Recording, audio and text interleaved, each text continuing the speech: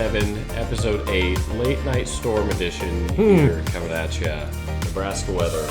But today, we're your same hosts, we're your same people, we've got our same bubblers, so let's go ahead and get right into our topic.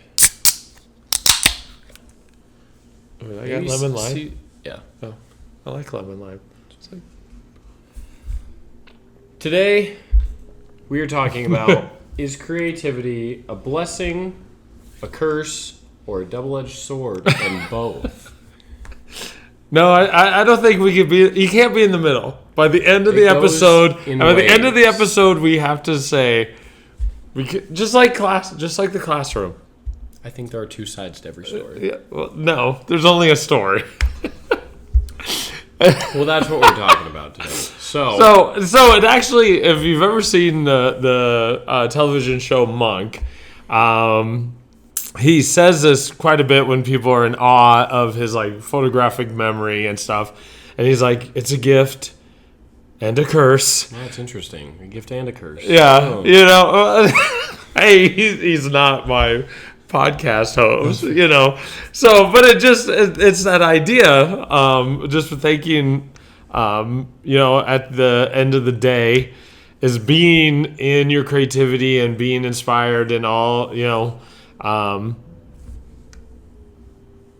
is it a curse, Yeah, so we can kind of break down both sides before coming to a conclusion. So where I would think that it would be somewhat of a negative, a curse, is in the fact of, I feel like creatives tend to be they get a lot more over their heels faster, and they have a lot more fast track mind, where to the point where it's like we've talked about it, sometimes you just have all these ideas and it's hard to even sometimes get out of a flow state or stop thinking of new things, stop that kind of hamster wheel of, oh, this would be cool, this would be cool, this would be cool.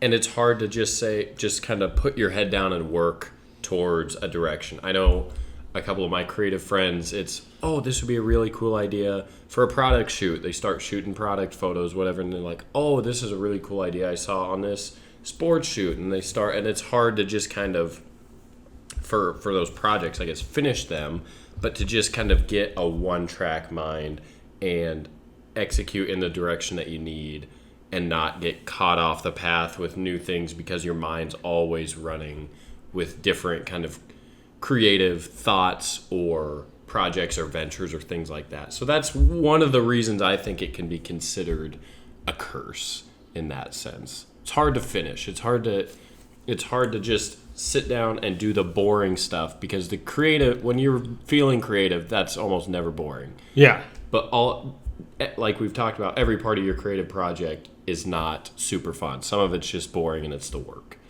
Yeah.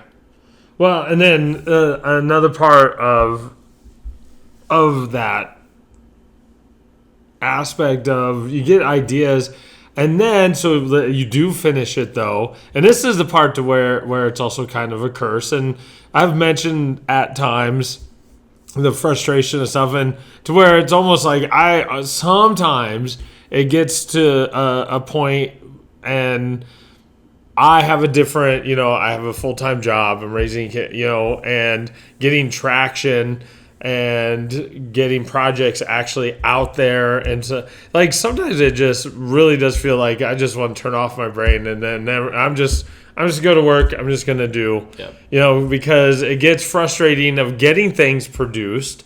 You have deadlines, which is a different kind of frustration of getting things produced. I've just got other things I'm trying, and you just get to the point that you're just, and I've got tons of sticky notes. I've got stuff I got to work on.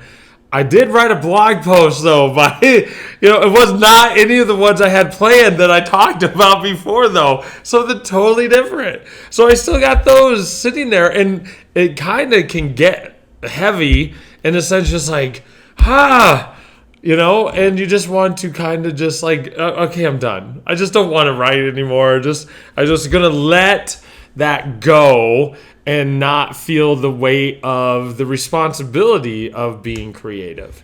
Yeah, and it's really hard when you have an idea or thought to not want to like execute it or at least put it on paper, something like that. Like when I'm driving on a road trip and like I have to keep driving. I see a really cool photo. It is hard. It obviously helps when I'm on the road or whatever, but it is hard to be like, oh man, I just wish I could go get that photo or whatever. So it is hard to just kind of turn that part off, just in the way that we see the world, where like anything can be a muse and anything can inspire a creative thought. I think a reason it can be a blessing is kind of that flip side of the coin. We've said this over and over again. You do see things in just a different light, and we talk about how everybody's creative, but when you're like in this kind of creative arts, whatever you want to call it, industry, that is kind of your job or your duty, and so you see it and are more actively looking for it and know how to put pen to paper or take the photo or whatever. Whereas we talked about like Grandpa making the pancakes thing, he doesn't always realize that that's him being creative or doesn't think about it that way. And so it can be a blessing because that perspective and actively looking for those kind of creative ventures is so fulfilling and is so just deeper. The valleys are lower, but the mountains are higher. It's a wider range of life, I feel like, than maybe some like getting in that kind of monotonous stage. I feel like you're just not feeling the full range of what your life and everyday experiences can be. And I think though that's where the curse can come in too, and just dealing with, because we are creatives, and in the music world especially, there, as an example, there's the 27 Club, all Janis Joplin and Jimi Hendrix, those people who the art and other choices that they made and stuff led to their downfall before the age of 27. And highly creative and highly emotional. And when you do see the world, I'm going to say different, but I'm also really kind of meaning better, in the sense that I think when you're in your creativity, whatever that is, you understand that there is so much more depth and beauty to the world, and what happens then though is that you see the world outside of that realm, and sometimes it's captured in your art, which is kind of the double-edged sword. Like, it does inspire, but it's you do feel the weight of knowing that this world can be so much better, and it gets kind of tough, because whether in your case seeing the world is sometimes through the lens or seeing the beauty of it, me just writing about it or blogging about blueberry muffins, and and just like, and you just kind of sometimes just like, what the heck, why doesn't anybody else see that this is wrong, that this doesn't build relationships, or that this is not a real expression of your soul or your spirit, but yet the world just goes on, and that jumped my mind, not to get political, but jumped my mind to like climate change, on how some people just don't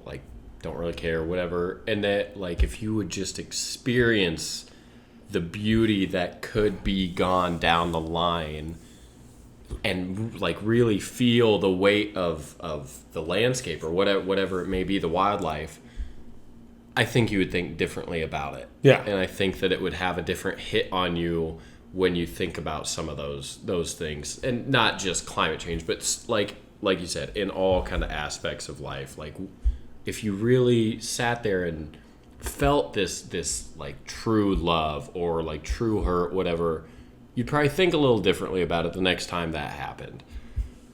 I think the biggest money's a big blessing for creativity. I'll say that. I don't have that blessing.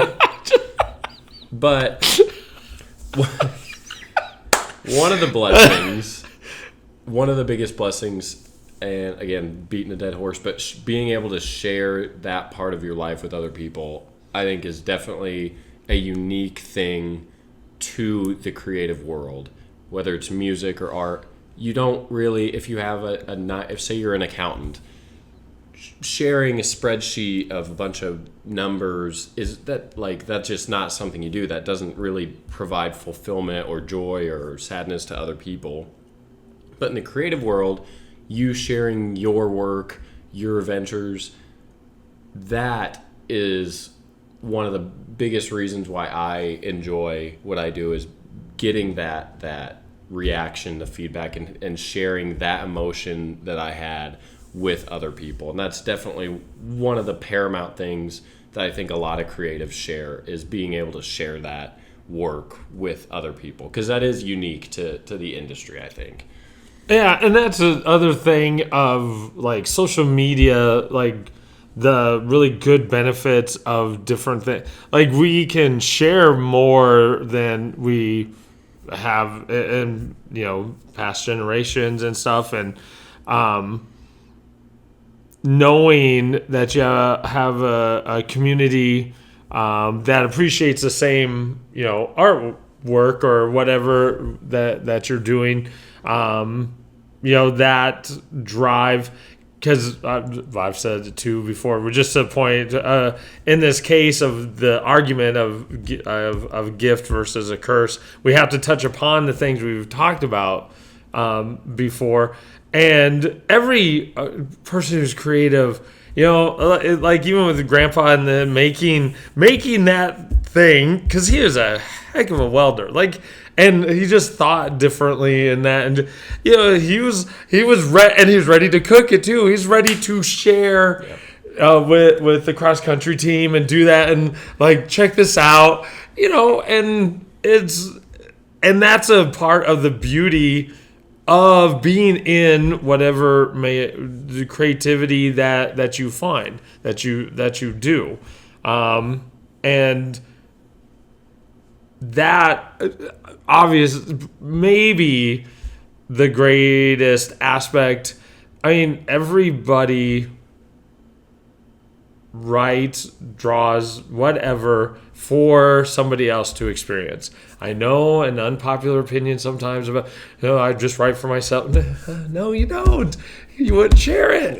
I'm just you. What you're doing is you're trying to reveal yourself as authentically as possible, and maybe not follow the rule stuff, but yet you're creating so that the world, sees you. If you simply just enjoyed, and obviously we enjoy the creating part of it, but if you simply just enjoyed creating and didn't enjoy the sharing it with others, it just doesn't really compute. When I go on vacation, I edit the photos. I enjoy editing them, but I'm really excited to put them out there. Yeah. That is kind of not the whole point. I get the joy through the creation of it, but once it's done, I don't just say, okay, well, now I can't wait to go create some more. I'm I want people to appreciate what I appreciated. And so that's just, I don't think people understand what they mean when they say they create for themselves only. Yeah. What is one of your blessings? I could say another curse one. Well, problem is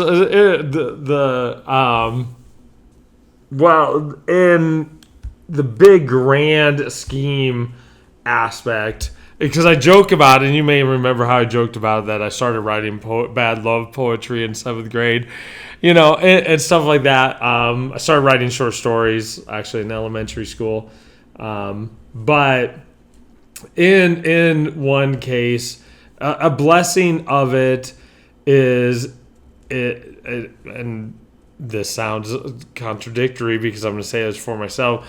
It allowed poetry and blogging and stuff like that helps me understand the complexity of the world more. Once I get it, once I get the metaphor, once I get whatever in, I just wrote a poem for the battle poem for the Twitter community, or sorry, X community, stuff like that. And I got it. It clicked. And I actually ended up, I'm a finalist, because they choose 5 for the finalists each week, but it's like once it clicked, and there's like, yes. And I understood my own emotions, but I was also, still aware that I was like, okay, I can't wait for people to, and do you see what I see? Can you connect the metaphor to what I'm trying to feel? Some things along that line. So a blessing part on my end, and it has always been. I mean, I've got notebooks, and my writing is in a sense to help me better understand. But journaling and writing has always been a psychological thing to help people, through troubled times, and writing letters. Well, I think going back to the point, that even if you don't share that journal with someone, putting it in a different spot than just your mind gives that same release potentially. I'm not a psychologist, but of sharing it, and getting it somewhere else. And so it's worked for me. It works for a lot of people. Like writing down stuff, you remember it more. You feel like you shared it. All those things.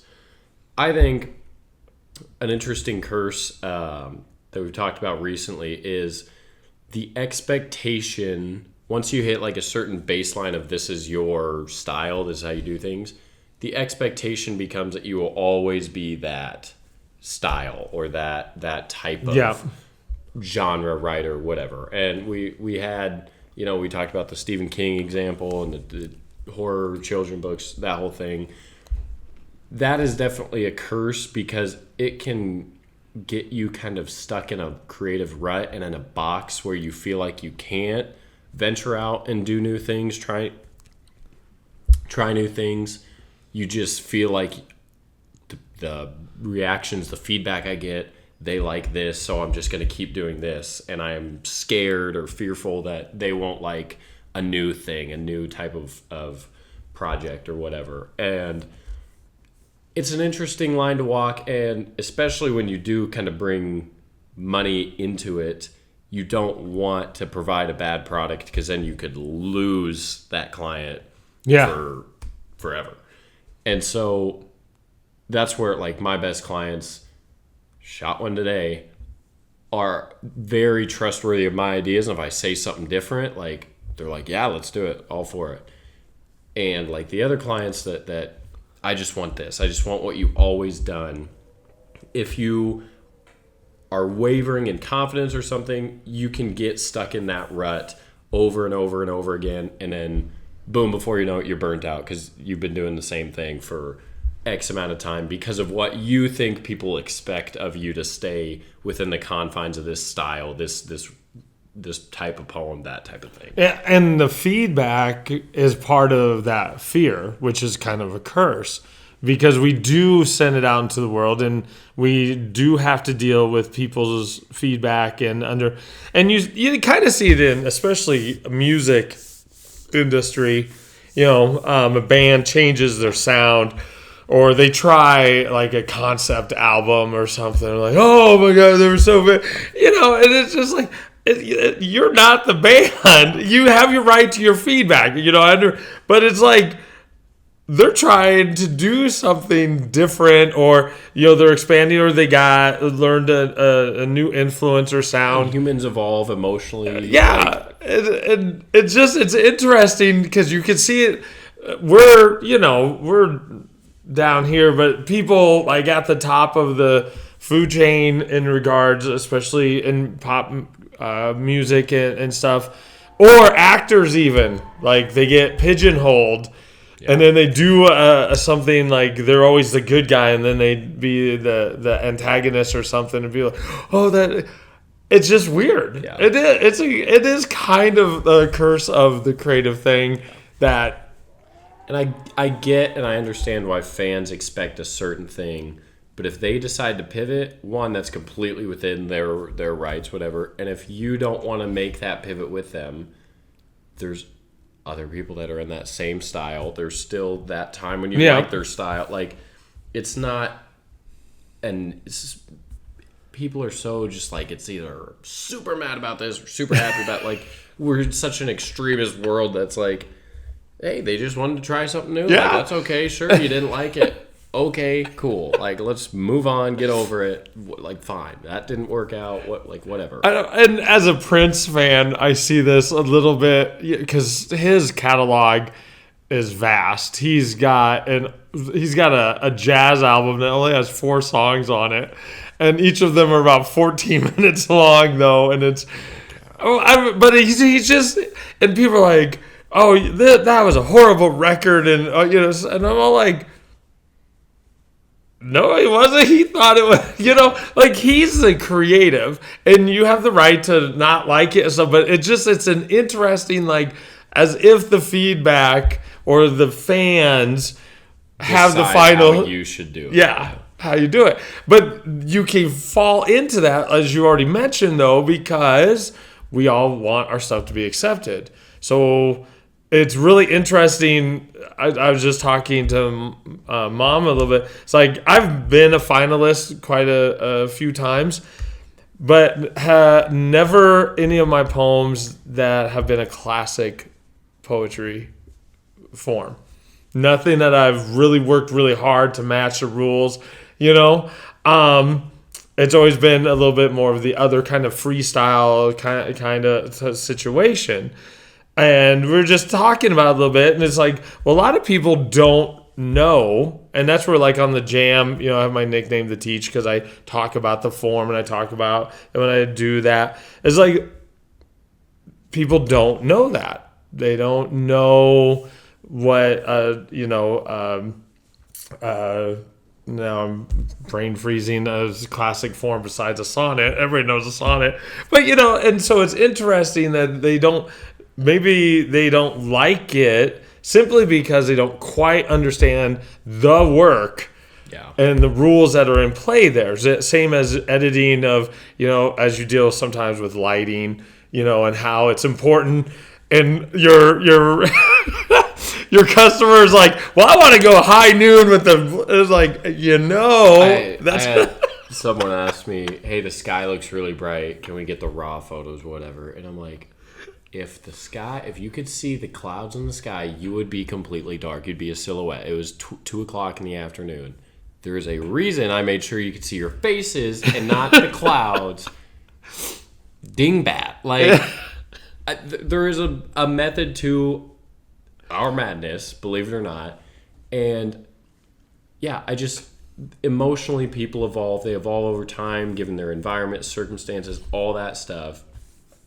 And that's okay. But people, once you are a fan of one thing from somebody, I feel like you just expect that to be their whole thing. And that's just not how creative life really works. Yeah. So I think it's verdict time. Okay. So is creativity a blessing and a gift or a curse? I think we laid out the double-edged sword argument pretty well, but we have to be finite here. Yeah, we do, because just like in the classroom, you can't sit in the middle. You can't sit in the middle. I would say, if I can't choose double-edged sword, I would say blessing for the most part. I feel like the depth that creativity provides me in life outweighs the cons. And to be honest, most of my cons for creativity are kind of business related. But the art of creating, and when I create not for me, but like when I create not for clients, that is a feeling that I always look back on and think that cannot be replicated in any other aspect of my life, at least thus far. Not with kids or wife or a wedding. Taking a picture of a mountain is the pinnacle of my life. That I will never have that feeling unless I'm doing that thing. So I would say blessing simply on the fact that the emotional depth and the just fulfillment that I get from the act of creating outweighs any of the cons that I have had in my experience thus far. Yeah. And even some of your really hard time was not the creativity. It's been business. The stuff outside of it. So you know that I don't really like happy endings. You know, I'm not that person, and I actually, so to a degree, just because the state I'm in, want to say that it's a curse, but I can't. And the actual number one reason, because as I was driving over here and it's the rain and the wind, and I'm just like, this is a great kind of atmosphere but all of a sudden it came to mind that I had introduced, and I was thinking about it in the car, and then when I talked to you about the poetic form as well, nobody who does anything creative, you will never really know the domino effect that it will happen for other people. And there was I shared that a story. There's another story to where I had introduced the Cadalore poetic form to somebody, and that person actually wrote one and submitted it to Gleam, which is the journal for this. It's a very new poetic form, and got their poem accepted the very first time. And then when they had their open reading, she mentioned she got to do her reading, and I was there. You know, it was a Zoom thing, and she's like, "I gotta say thank you to Jamie Bullhauer because he introduced this to me in another setting, and I wanted to try and you know, we do get every once in a while we get that cool story of how it happens. But even now, somebody who reads a Shakespeare poem or looks at Michelangelo's paint, like,